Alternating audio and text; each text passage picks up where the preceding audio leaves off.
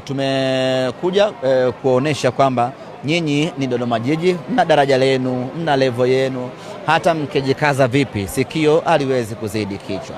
Na leo haikuwa tu kushinda, ilikuwa ni kushinda na kuwakumbusha wao ni kina nani.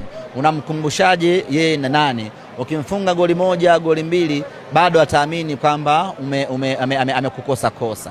Kwa hiyo ilikuwa leo ni kumfunga magoli mengi na kumpigia mpira mkubwa. Ndicho ambacho tumekifanya. Baada ya Dodoma Jiji kupata bao, nikakwambia sasa mechi imeisha.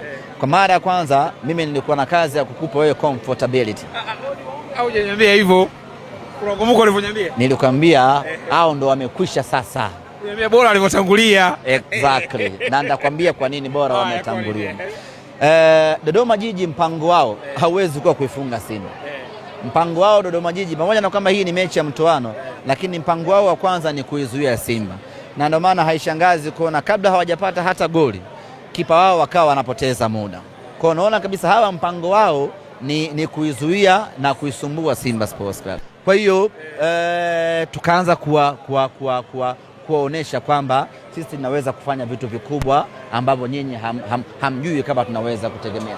Kwa yote ni kwamba tumetimiza malengo yetu ya kupata ushindi, na kama haitoshi tumewakumbusha. Asante sana. Kuna mechi imemalizika na sasa mpango mzima ni mechi inayofuata.